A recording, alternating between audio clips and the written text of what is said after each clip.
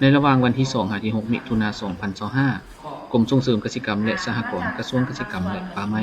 ได้จัดฝึกอบรมสร้างความเข้มแข็งเกี่ยวกับระบบออมทรัพย์กองทุนพัฒนาบ้านขึ้นอยู่ที่สโมสรศูนย์ฝึกอบรมเทคนิคเกษตรกรรมและพัฒนาชนบทลาวเกาหลีโดยการเป็นประธานของท่านพรวิไลหลวงคำหารรองหัวหน้ากรมส่งเสริมเกษตรกรรมและสหกรณ์พร้อมนี้ผู้ฝึกและนักสัมมนากรที่มาจาก3แขวง6เมืองและ12บ้านเป้าหมายของโครงการเข้าร่วม23ฐานยิง17ฐานจุดประสงค์ของการฝึกอบรมครั้งนี้แม่นเพื่อสร้างความเข้มแข็งเกี่ยวกับระบบออมทรัพย์ของทุนพัฒนาบ้านซึ่งได้รับการสนับสนุนจากองค์การก้อยก้าเรียกงานส่งเสริมการจัดตั้งปฏิบัติของทุนการคุ้มครองและพัฒนาของทุนในระยะผ่านมาสามารถตีราคาได้ว่ามีหลายกองทุนที่มีความเข้มแข็ง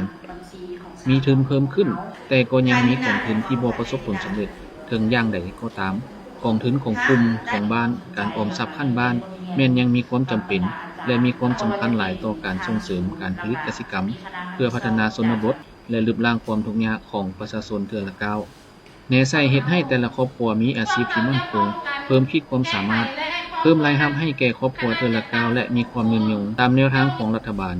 หลักสูตรการฝึกอบรมประกอบด้วย2ภาคคือในภาคทฤษฎีประกอบด้วย10วิชาคือการระดมทุนและการเต้าโฮมความสามัคคีสมาชิก2การคุ้มครองและบริหารการปล่อยกู้3การคุ้มครองและบริหารเงินคลัง4กฎระเบียบของกองทุนพัฒนาบ้าน5กฎระเบียบของกองทุนสร้างรายรับ6กฎระเบียบของการออม7กฎระเบียบของการปล่อยกู้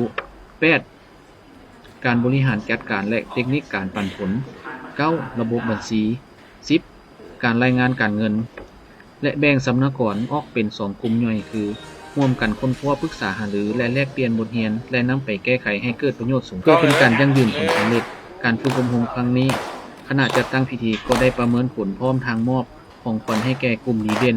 บุคคลดีเด่นพร้อมทั้งมอบใบยั่งยืนให้แก่สัมมนากรที่ผ่านการฝึกอบรม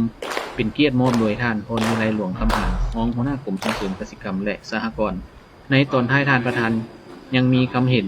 และให้ทิศชี้นำต่อนักสัมมนากรจงนำเอาความรู้ที่ได้เรียนมานำไปพัฒนาบ้านของตนโดยเฉพาะในเรื่องงานของทุนพัฒนาบ้านให้มีความยืนยงและมั่นคงตลอดไป